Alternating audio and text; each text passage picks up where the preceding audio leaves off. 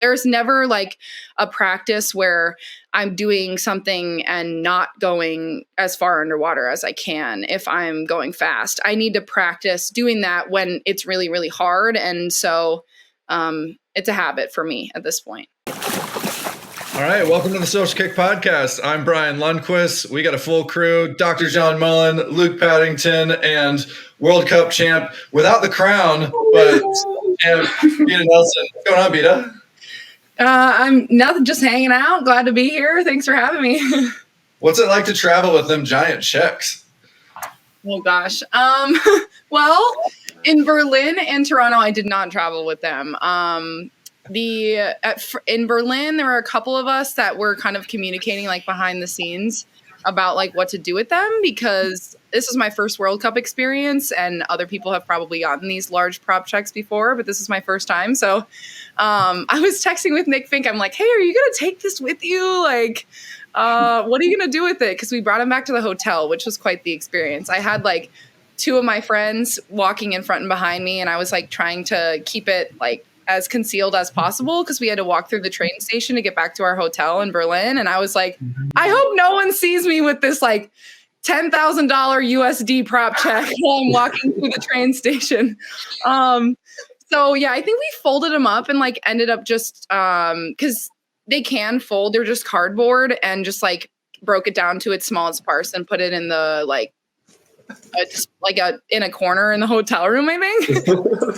And then in Toronto, I think it might have been one of the FINA, somebody suggested that we like sign them and give them out to some of the kids in the stands, which I thought was a really cool way to like actually utilize it in some way. Those kids like would appreciate that. So that was cool. We did that in Toronto. So we just like signed them and passed them up to there was a bunch of kids in the stand at that meet specifically that were like, like screaming for everybody, which was super fun. So we did that. The only ones I kept were from Indy.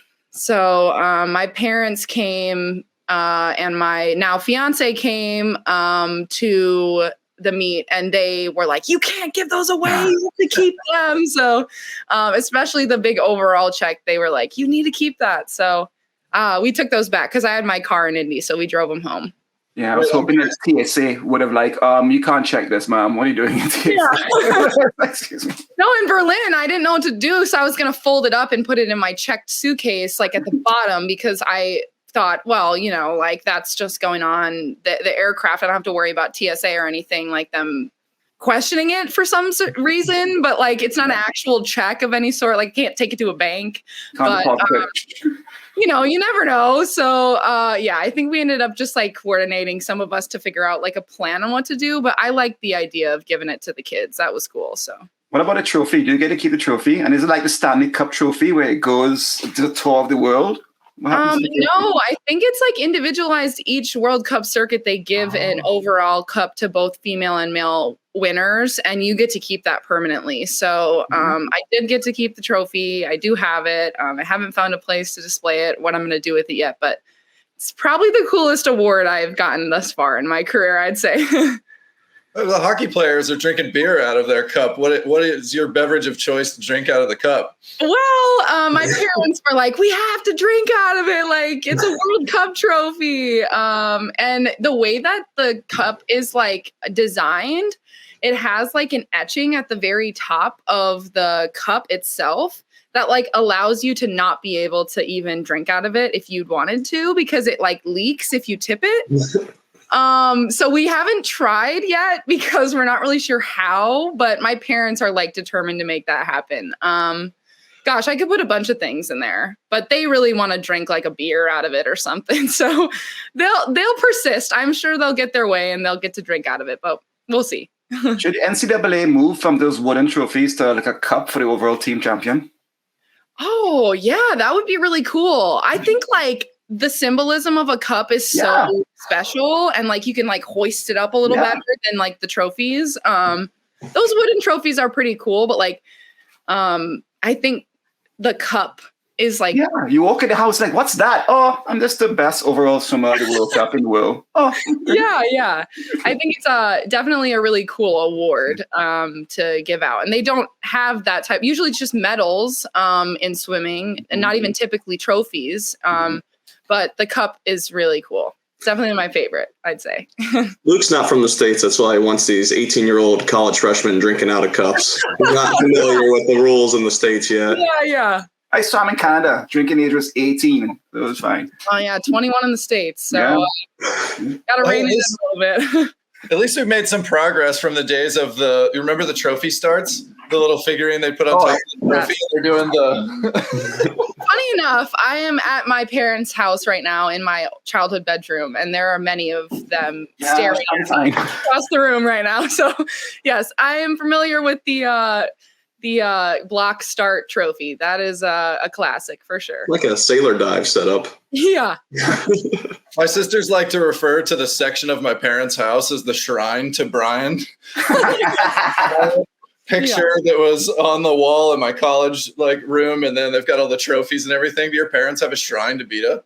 A smidge, I'd say. There's definitely a lot of it boxed up because they repainted and redid some of their rooms in their house the last couple of years. But they do have a bookshelf in the corner over there with some medals and trophies and pictures and stuff. But we all swam, so each one of our bedrooms kind of has our own things in it, which is kind of cool. So these rooms aren't what they used to be when we were kids, but they kind of kept some of our memorabilia per se in each room to pay homage to all of my sisters, which is kind of cool.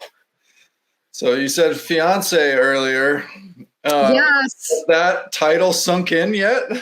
No, I mean a little more so now since I've been back in reality for the last I don't know how 2 weeks maybe now. Even the time is all relative to me. I felt like I was living in an alternative universe during the World Cup circuit.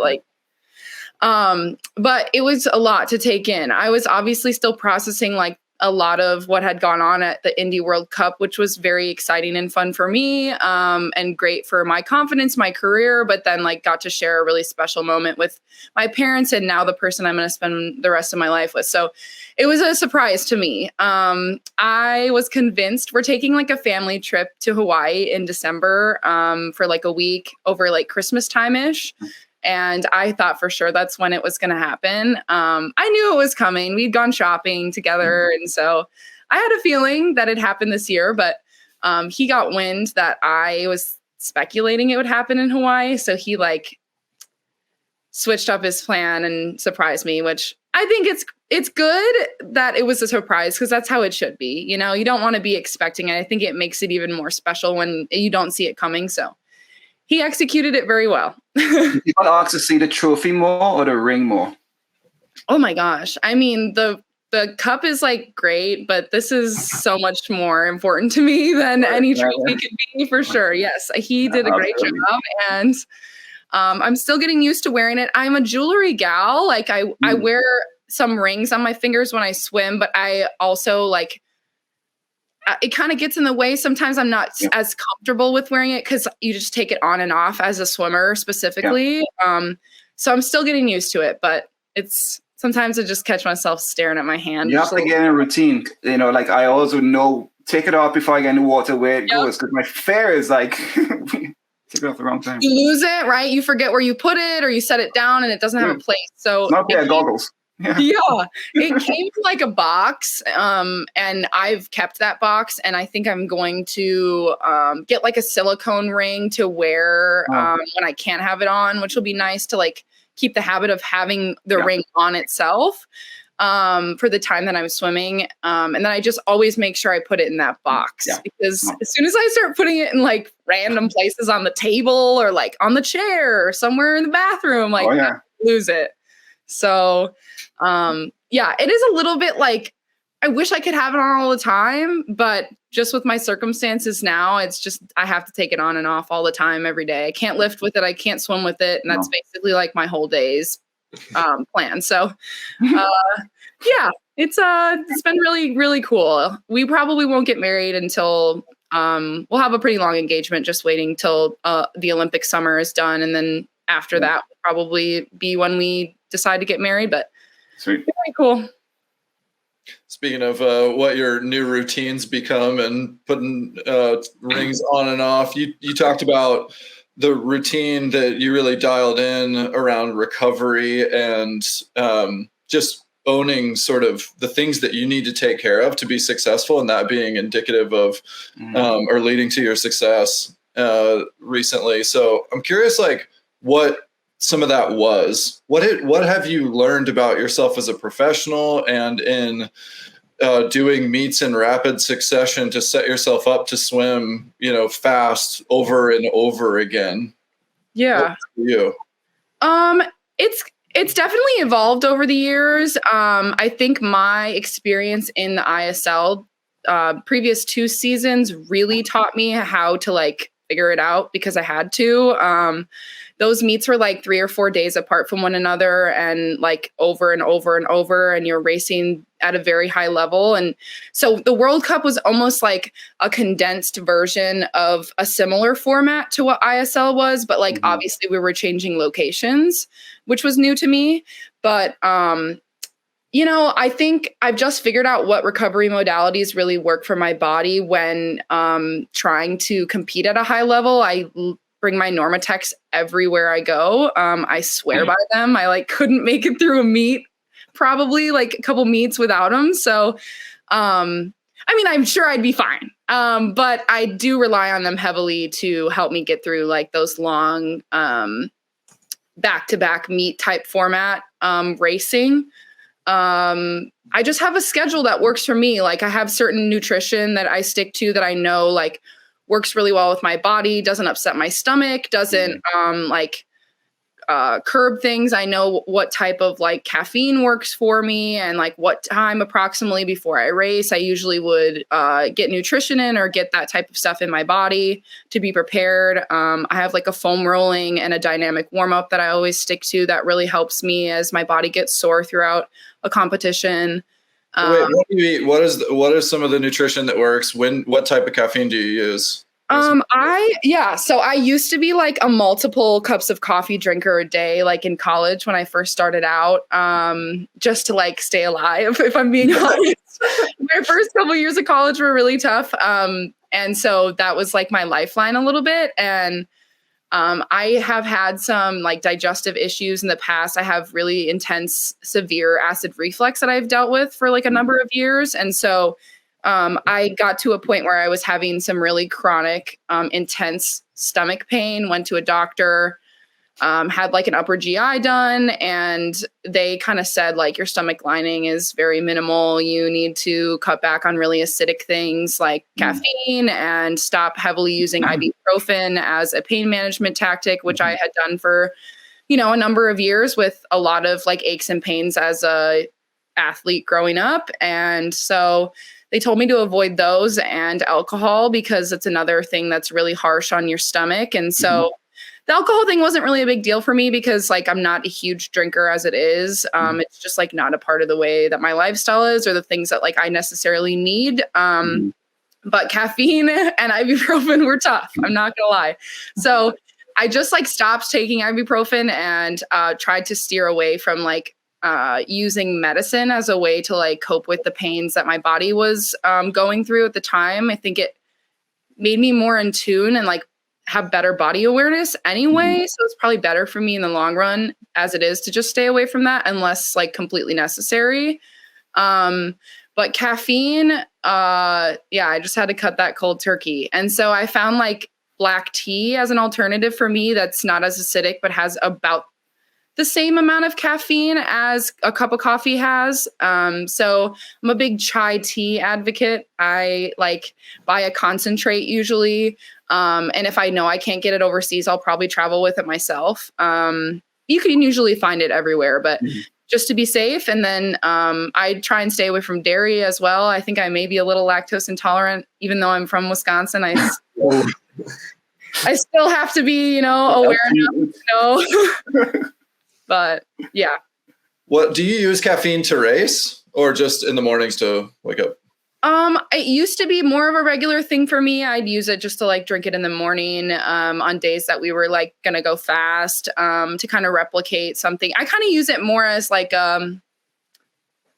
I used to use it more regularly, but now I like try and stay away from it during training so that I can have the like greatest effect for it on me when I'm in competition.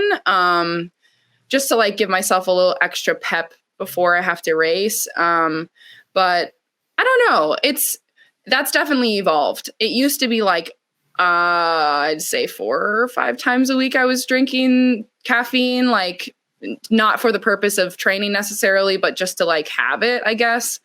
And I think I've leaned away from trying to be dependent on something for me to be able to like get through my day or to be successful at practice or to be successful in competition. So that was kind of like the last year or so figuring out that it just wasn't necessary for me to rely on something like that. And so we went through a period of time where I like just didn't have it at all when I was in competition, when I was in training. And now I use it just to, I don't know. It's a little bit of a habit for me during competition to have it. But I also think that it's more so like once I need a little bit of extra, I know that that's something that can give it to me, but I don't necessarily need it to be successful, if that makes any sense. I used to be like super superstitious about things. Like I needed to have my Jimmy John's sandwich and I needed to have like my chai tea with 1 shot of espresso at this time and do this. Like I was, and if I didn't do that, I felt like I wasn't going to be successful. I think that evolved through college and now obviously has definitely changed as a professional for me. But I think a lot of athletes have those like little things that are important to their process. But if you like get in your own way and convince yourself that if you didn't have those things that you wouldn't be able to be successful, that's when it's like a problem. Mm-hmm. So I have little things that I do like to do that I feel like help me to be better prepared to be successful. But like if I didn't have them, I would be fully confident I could still perform very well. So like you have to adapt in that way because, you know, you go to a foreign country, you're at a meet, you're out of your comfort zone. You don't have all the things you might need or want in your like comfortable environment. And you have to be okay with that because if you can't adapt, like it's over. It's kind of over at that point. I was going to ask you about that. Has that come with maturity of your career, or do you actually also have like tools and mechanisms to keep you not worrying? Look, I just saw my 200 backstroke. I got a 2 IM now. It's going to be okay. Oh, this is a 6th race I've done in 3 weeks. It's going to be okay. Yeah. Like, what keeps you going for a 3-week span? What keeps you going for these back-to-back events? What keeps your, the pressure? Oh my gosh, I'm close to winning a lot of money. What keeps you going? Is it your career or is it tools or both? I would say it's a little bit of both. I definitely have tools I know that really help me. I have different like focus points that I use while moving through a competition over periods of time that I think help me grounded and not so worried about the like more extraneous things that could come from me being successful in the pool. Because especially in something like the World Cup, it's a lot of racing. It's really hard on the body. It's a lot of travel. But you just have to like take it one piece at a time. I really just approached the World Cups as like one race as its own individualistic thing. And I wasn't thinking about the next race until that first race was over. So, like the other days, it was a little easier for me to do that because it was just one swim. In Berlin, I did do the 50 and the 100 IM on the first day, but the 50 was kind of just like a fun swim for me to like get into the meet and kind of get the juices flowing, get into the race of competition, like see the walkout and not have pressure.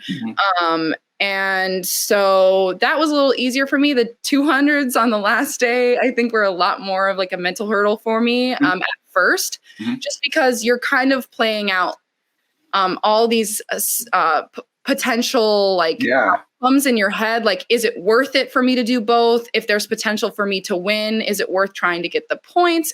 Will that help me in the overall standings in the end? So I talked with the time change was really hard. So after prelims in the morning, I had done both and I wasn't sure if I was going to continue to do the double like through the circuit. And so I tried reaching out to people, but it was like in the middle of the night at home. So I was kind of left to like make my own decision. And as a professional, you just have to like try and trust your body and your intuition and what you think is best. And I think, just like I said before, I went into the 200s on every single stop and swam that 200 backstroke like I didn't have a 200 IM after. And as soon as the 200 back was over, then I had those 30 minutes or so to prepare myself as best I could for a great 200 AM, as if I hadn't already swum a 200 backstroke. So a lot of it is mindset. A lot of that is your choice. And obviously, like, the physical pain is something that cannot be ignored to some degree, but like, you can also make the decision to like give into that pain when it hurts and not allow yourself to step up and have confidence, or you can acknowledge it, but, you know, push past it and still step up and feel like, okay, I'm going to give it everything I have. Yeah, it's definitely maturity for me over time that's been developed. I had a harder time, I think, with those things when I was younger, just because I wasn't equipped with how to necessarily manage them the right way. But I definitely think I have a system down in my own mind on how to tackle things like that. You know, for the World Cups, I wasn't really worrying about points or money until probably Indy, just because it was the final stop and I knew that was the conclusion of things. And so I was aware of points. You know, it's on social media. I'm not somebody who completely stays off of social media at meets. I know I have a lot of friends and teammates who stay away from it, and I completely understand and respect that. But part of it is a little fun, like, distraction for me, not necessarily keeping up with the swimming, but like, you know, still engaging with the podcasts I listen to or the things that keep me entertained like I would be at home. Trying not to make it feel like it's so much of this, like, all this buildup, and we're in this environment that's hyper focused and you need to perform and you can't be distracted. Like, I actually kind of think those little distractions are actually beneficial sometimes, because it makes you feel some normalcy in those environments. So I was aware of points and the potential money. And I was definitely disappointed, like, when I didn't get the Triple Crown in the 100 back. I'm not going to lie. Like, I'm aware that if I had won, I would have gotten some money with that, you know, but that wasn't driving force behind what I was doing. I think the mindset is what determines how you approach your racing. And I think you're more successful when you have that focus on something other than like a monetary thing you're going to get at the end of it, or like a trophy or praise from other people. And I'm lucky enough to still love the sport of swimming. And so it makes it a little easier for me to do that. But yeah. Got it. So you finished the 2 back, you went and listened to Social Kick, and then you did the 200 IM. That's what I'm hearing. Absolutely. Perfect. Your favorite show. Excellent. I interviewed with, I had an interview at World Cup with you guys, but yeah. That was a secret sauce. To a podcast between. So joking aside, could you tell us more about kind of, I guess, what you're doing in the recovery pool between those events? And are you at that stage where, like you said, you're trying to be a little bit more flexible, not as superstitious? Is it, all right, this is my warm down, this is what I do? Or is it more adjust based off of how you're feeling and what you know is ahead still? Yeah, I think it's a little bit of a combo of the two for me.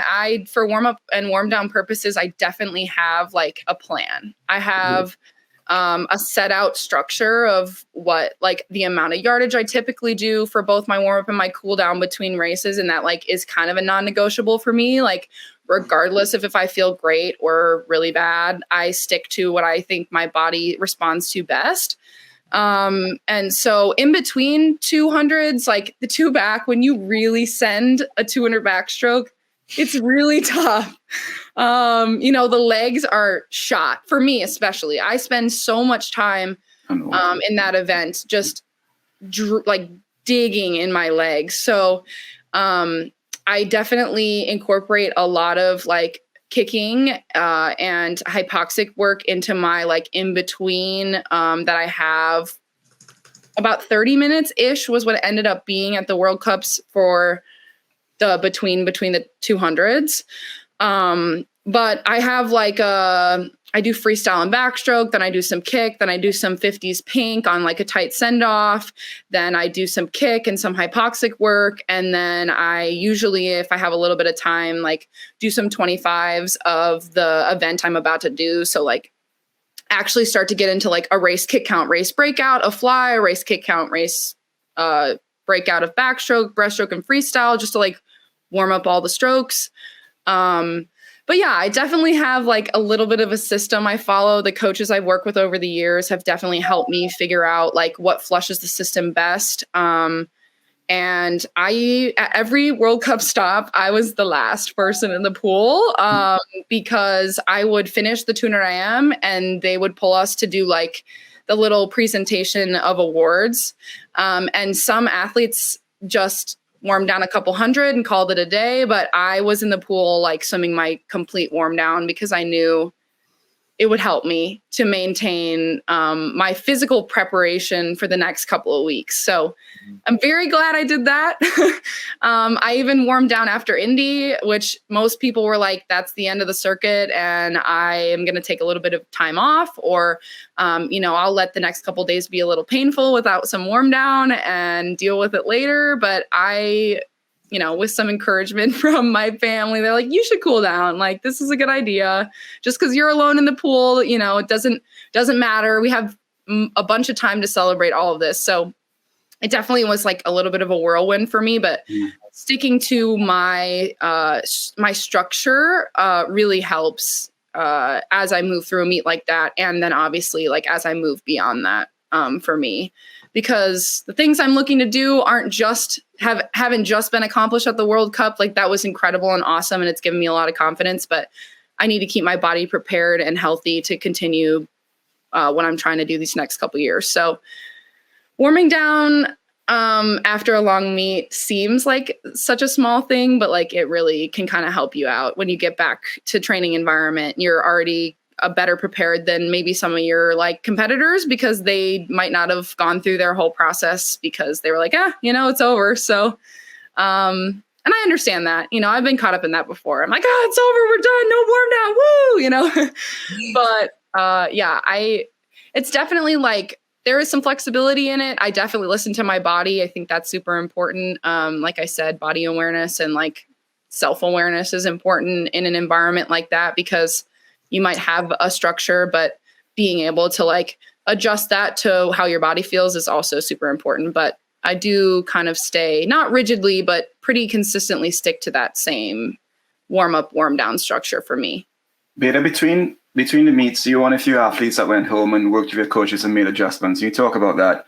I don't think many swimmers realize how elite swimmers can make such precise changes. I mean, talking about like the angle of the recovery, the half a foot breakout difference or what have you. Yeah. Could you give us an example of maybe one or two adjustments you and your coaches made between perhaps Berlin and Toronto or what have you?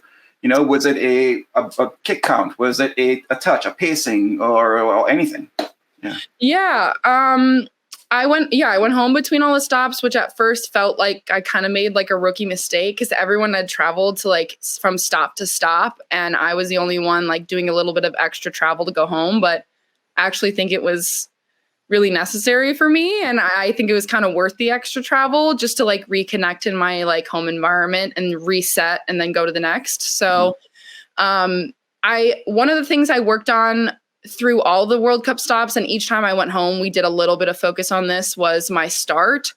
It's something I've been working on pretty heavily like the last couple of months with some of the coaches in Wisconsin, just like figuring out what's most powerful and explosive for me off the blocks. And I might not necessarily have nailed it during the World Cup, but I was like working through different types of start positions, different types of things to focus on while I'm on the blocks to try and help me find what's most powerful for me. So like, I didn't nail that skill, but that was definitely something that like we were trial and erroring like during the World Cup circuit. So fine tuning those things short course now, while I had a bunch of race opportunity was super important because that's something I'm going to do a start off the blocks literally every time I race, regardless of the distance. So that was something I really focused on. In backstroke specifically, when I came back from Berlin, my coaches made pointed out to me that I was leaving my head up really long into all of my turns in my 200 especially. And we watch a lot of race video, not just my own, but other people that have swum as fast as I'd like to swim, just to see like, where are they gaining on the way that I'm racing, and how can I fix what I'm doing technically to be better. And so as I moved through Toronto and Indy, again, I did not perfect the skill, but I definitely was much better through each stop with like driving my head down into my turns as I got tired. Breakouts as well in my backstroke. I tend to, when I get tired, I work my underwater super well, but I don't necessarily always transition that power super like gracefully onto the surface. It's a little bit of like an abrupt breakout for me. And so I think I'm losing a little bit of power and speed through that. I think I can very easily be under 2 minutes in the two back if I just like transition my little technical things a lot better in my race. Cause like my swimming is where it needs to be. It's these little things that are going to make the difference between breaking a barrier and sticking right where I've been. So those are just a couple examples on things that we kind of worked on. Definitely like the small details. Getting used to short course meters, because I train short yards and long meters, is always a little bit kind of like a crapshoot, and every pool's a little different. The sight lines are different. So we can make all these little tweaks, but each pool kind of had its own like quirks that to figure out while there. And we're not there for a very long time. We're there for a pretty short amount of time. So turns, details, little things that I could try and get hundredths and tenths, because a lot of those races were right on my best, or I was competing very closely with my competitors, like enough that those were going to be difference makers for me. So yeah, it was a lot of detail work. I found when I focus on one thing in a race, it took my mind off all the million the other things too, like the pain and issues. We're like, look, here comes a wall, look at this. And it helped. Did it help you? Yes, especially in the backstroke, like in the 200, I like it so much because it feels almost like, how do I describe this? Like methodical in a way. It's like this strategy that I have, like the kick count, to the breakout, to the number of strokes I'm taking, like it almost feels like a routine so familiar to me that it like I don't have to think about anything that's going on in my body or anything that's going on around me. I just have to like execute almost. That makes sense. And I think in environments where there's high pressure and you have to perform really well, I think finding little things to focus on in your racing is such an easy mental tool to almost distract yourself from like the pain that comes along with racing really hard, or like being in the moment. You're executing these few things that help you get through a race like that without taking away from your ability to do it well.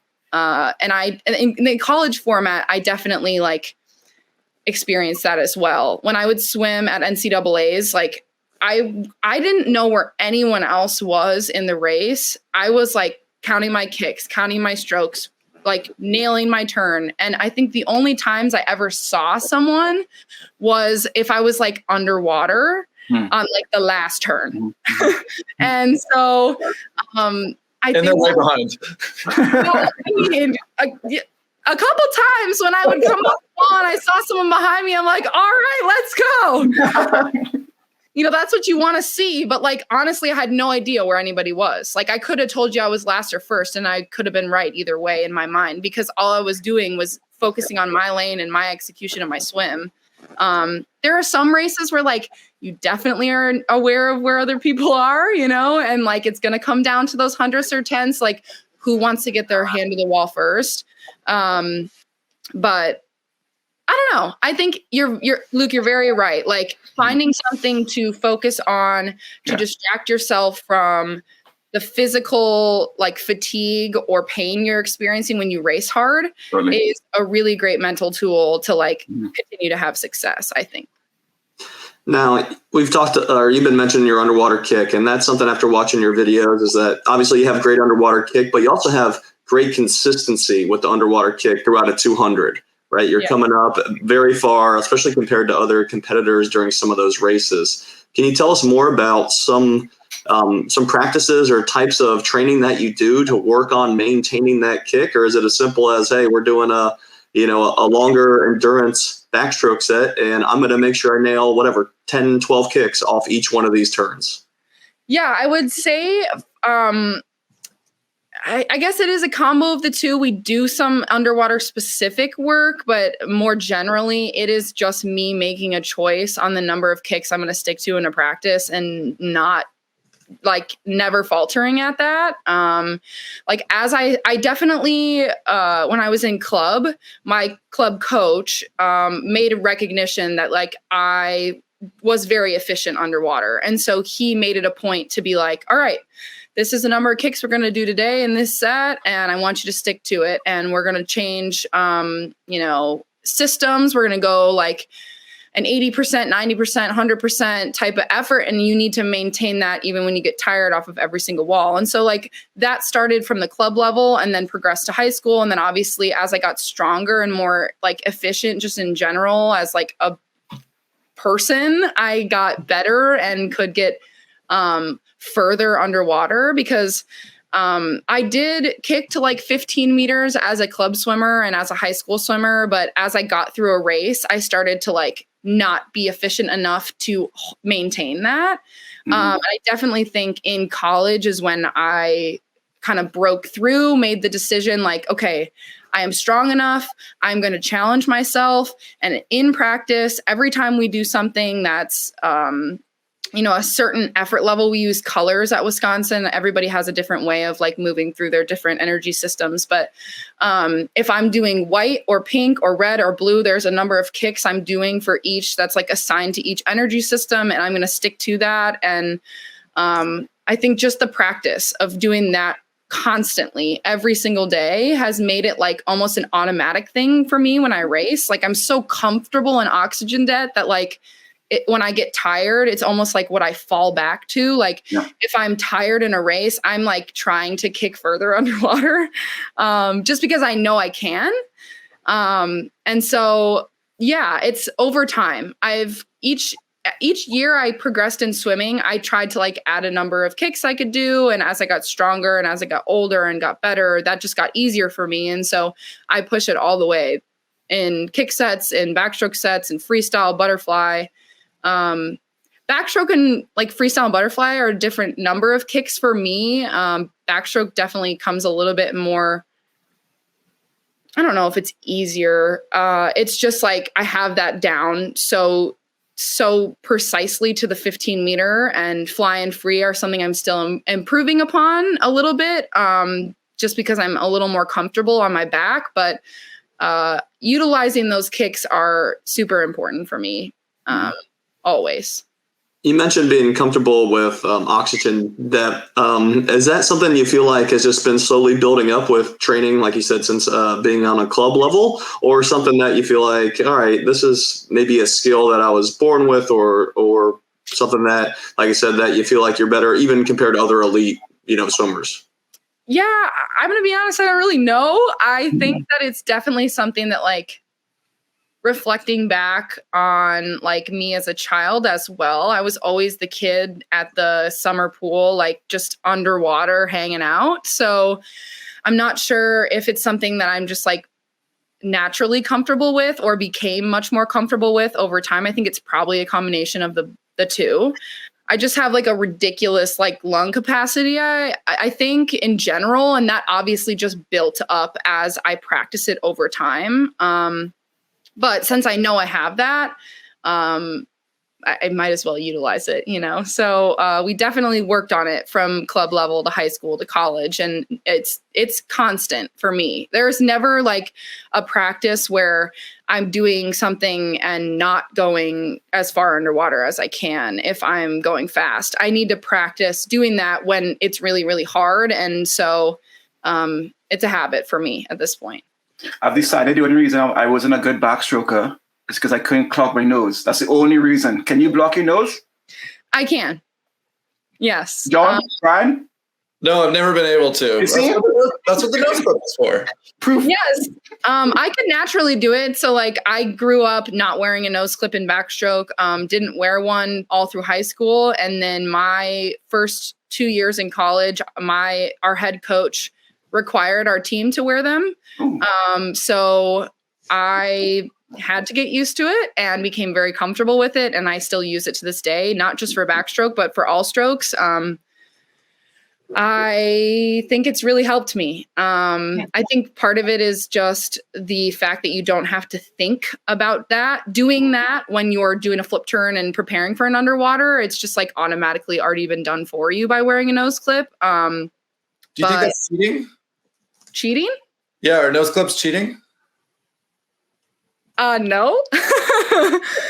I think because for me, I can say no because I could do it if I didn't have a nose clip. But I think for those who couldn't, I've never thought about a nose clip in that frame of reference before. Well, I think about it that way because I remember using it for the first time and I went, whoa, this is crazy because I can totally add 2 more kicks off each wall.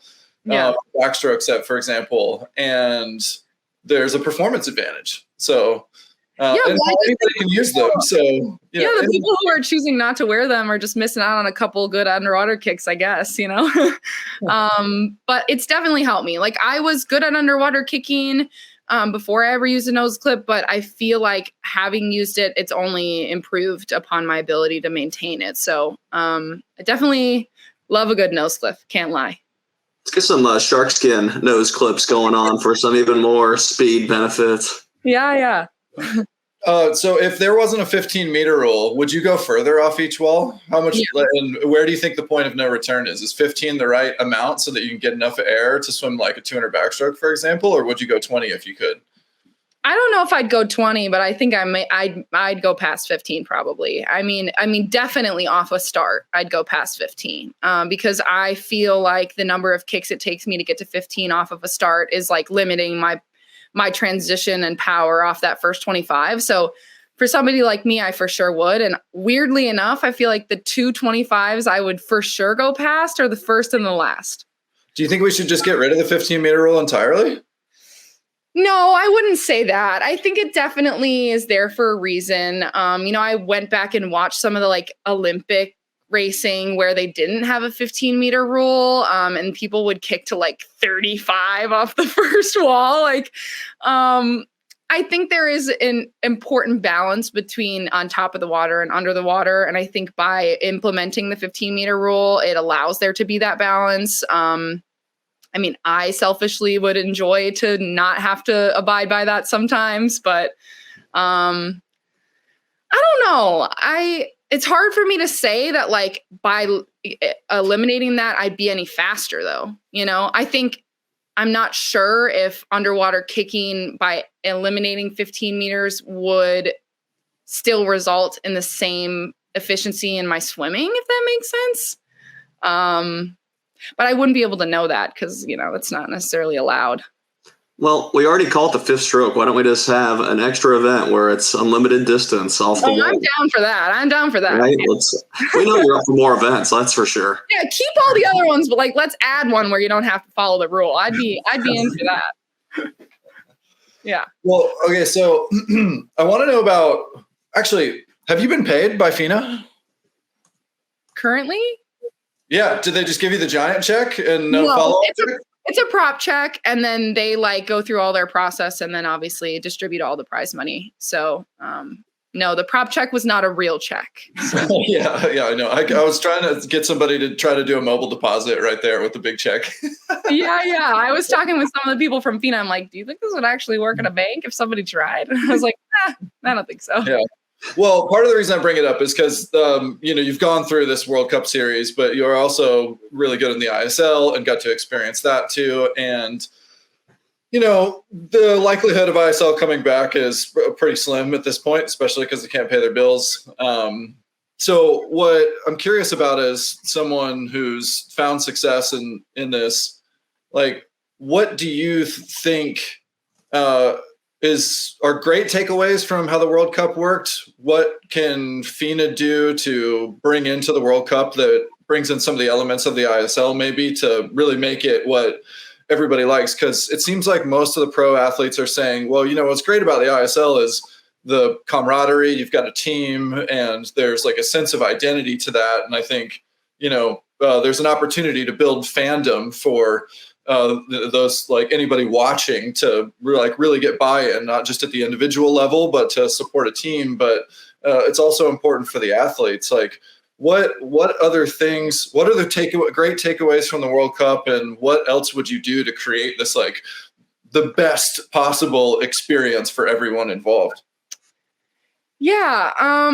I mean, I had an incredible experience with both World Cup and ISL. I think you mentioned exactly what I think a lot of elite athletes enjoyed about ISL was this like team aspect to what we were doing that doesn't exist beyond maybe like national team level international travel trips that are even not quite the same thing. When you go on like a Team USA trip, for example, or you went and traveled with the Netherlands and you were on their national team to like an international competition, it becomes like very individualized. You are there to focus on what's necessary for you to be successful because there's all this high pressure and you're there to perform and you're representing your country and you get to share that with other people. But it's not quite this like team aspect that I think a lot of athletes who swam at had a collegiate experience got to have. And ISL was almost this like pro version of collegiate athletics. At least that's the vibes it gave to me and a lot of my other teammates. Mm-hmm. And that is hard to find. And it made it really fun and easy to like get up because you were doing it for like your team and you had a team coach and you were all practicing together and we all got to like wear our team uniforms and like had team cheers and a box to all hang out and support one another. And I got to know a lot of my Cali Condors and also just ISL teammates so much better than I ever would have in any other environment because it was this mixture of like high level swimming and fun, relaxed atmosphere, which is very rare. Like I mentioned at the World Cups, it's quite similar because you're not on a team necessarily, but it's still this more like relaxed but high level racing, which I really enjoyed about ISL. So there's that parallel, which I liked. And I think a lot of other athletes did as well. I think the thing that FINA could maybe like take from ISL, if anything, would just be creating that sense of community a little broader than just like the like star athletes that they kind of traveled together and had all these really fun experiences with. Because I was not a part of that. So I didn't get to do like the IndyCar racing or the curling or whatever they did, those like fun FINA experiences they had with those athletes, which I know they like can't provide for everyone. But that type of community that they started to like instill within those athletes was really awesome. I was lucky enough to like travel to all three stops as well. So kind of created that sense of community without having been a part of that like core group of athletes who like FINA brought along for all those meets. But that is something that I think will keep people coming back to meets like that. It's why a lot of athletes, despite some of the inconsistencies with ISL being timely on things they had promised to athletes to do ISL, they came back regardless because of that community it created for them. And that type of format of racing is really hard to find. And the production aspect also is like where else do you get that type of racing environment? Yeah. And FINA did do a really great job at the World Cups of, they had a cool intro and smoke and lights and music, and they made the walkout really interesting. They didn't have as many like crazy rules as ISL did, with all the like stealing of points or that kind of stuff. But I think making it more of like something that the audience can also become invested in while creating a positive community and environment for the athletes performing, I think that's the perfect balance. And, I know that ISL and FINA aren't friends, but, there's a lot that I think FINA saw that was successful with ISL as far as like production goes, or how to run a meet, or how to try and cultivate this community within the professional level of swimming, that can be successful for them. And I'm bummed ISL won't be back probably in the future, just like how it's looking now, because I loved and enjoyed it. I wanted to continue to do that for as long as my body would have allowed me to do so. Some of the most fun racing and also just life experiences that I've had thus far in my life. So I'm grateful for that. But I think the World Cup is very reminiscent of what ISL was for me, which is why I think I enjoyed it, which was also in turn why I think I had a lot of success, because people say like a happy swimmer is a fast swimmer, and that's super cliche and like super cheesy, but it's super true. Like I was having so much fun at those meets. So much so that we would stand behind the blocks and like talk to one another, when usually we would be like in race mode, focusing, not, like I'm going to take her down, everybody's in their own mindset wanting to win.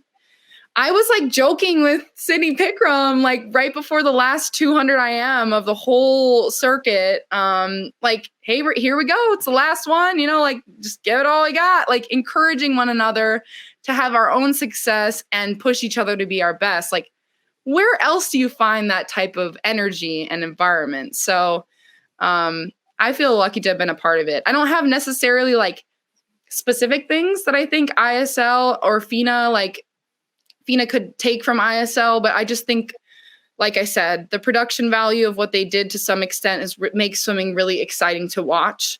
And I also think that the community that ISL created for a lot of pros is very unique and special. And if some organization can kind of take hold of that and use that moving forward, and if FINA can be that, that'd be great. I'd continue to do the World Cups regardless, but I think it'd be cool for them to kind of make like, I don't know, teams or something that allows people to like buy into something a little bigger than just their own individual success. So would you go back if there was a new league that exactly mimicked the ISL, paid for your expenses, your flight, your accommodation, the same setup, but there was no prize money? Would you take part? You could expect the same camaraderie, fun, excitement, Would you go back if there's no prize money? You think about meets that don't have prize money, have very low, Mare Nostrum, Olympics, would you go back for that? Obviously, they had to have it to attract the people in the first place, but would you go? Yeah, I think I would. I mean, I essentially did ISL not knowing whether or not I'd get the prize money anyway. Mm-hmm. So, I kind of had to do it for the experience regardless. And it was life-changing for me. I did it without the prize money and would do it again. So, I think it's, for some athletes, it wouldn't be worth it for them. But for somebody like me, I think it is. I find a lot of value in that. And, if it were between doing like an ISL event in that type of format or doing like a club meet or, a pro series, those are great competitions and they give you racing experience, but it's just a different environment. And I would choose to do racing in that environment as many times as I had the option to. How much harder would the World Cup have been if it was long course and you still had to do the same event? Oh.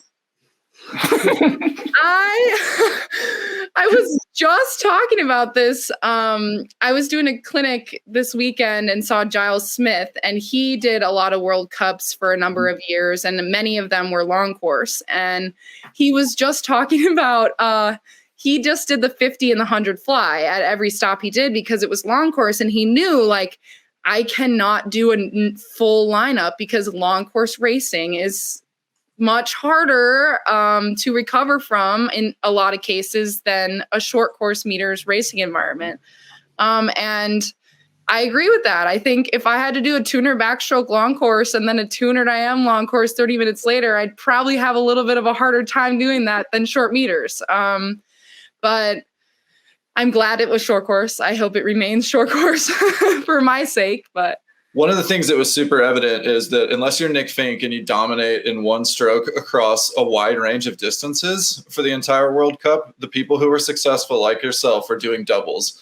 And we all know that doing doubles long course is going to be way harder than doing the double short course. Yeah. But it's kind of challenging to see that it seems like to me that long course has always been on this pedestal. And yet all the excitement and fun and innovative things that we're talking about in swimming are happening short course.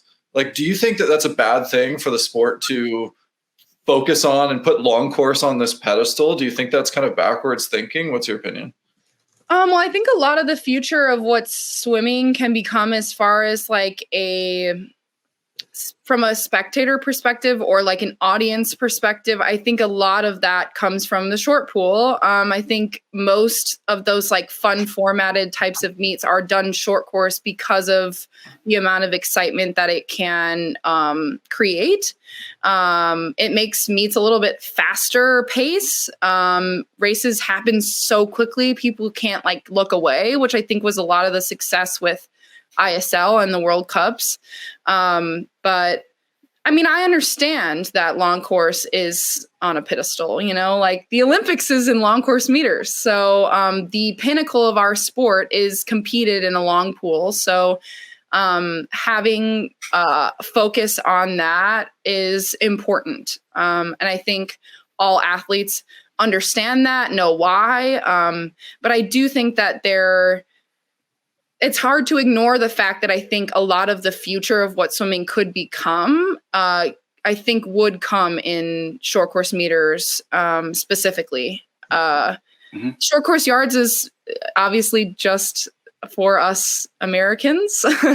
And I love that. And I think that a lot of athletes would enjoy swimming short course yards, but like realistically, short course meters is, you know, the short pool that people would focus on when creating exciting events when it comes to swimming around the world, at least for international competition. But I mean, I value both long course and short course. I've learned to love long course, which I could not have said maybe a few years ago.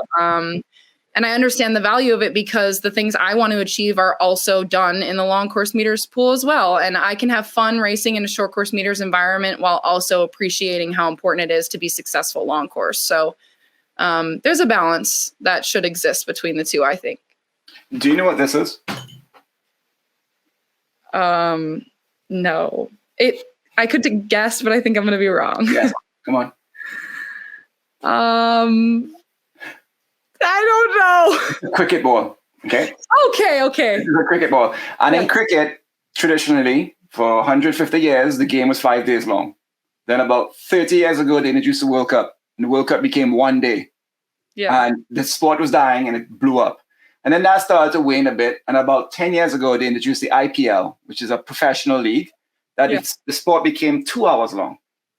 And it created billions of dollars of revenue. Professional cricket has blown up. They've changed everything about it. Yeah. And has also evolved a new kind of player, a new kind of athletes, you know, who can adapt to it. Sounds familiar, right? It's what we're doing in swimming. So, and there's still a place for that traditional 5 day. But you think of golf even, right? Golf, you now have the shorter format to the game. Or you even have other leagues now. It's the future. So but the secret came when notoriety went to the shorter form of the game. When it was as honorable to win a short course world championships as the long course world championships, for instance. Yeah. You know, we got shorts coming up. And there's always like an asterisk. Yeah, world champion, SCM. Like, wow. Yeah. I don't know. Just a comment. Do you think if, it came out that the Olympics for 2024 was going to be short course meters, do you think that would increase, decrease, or keep audience viewership the same?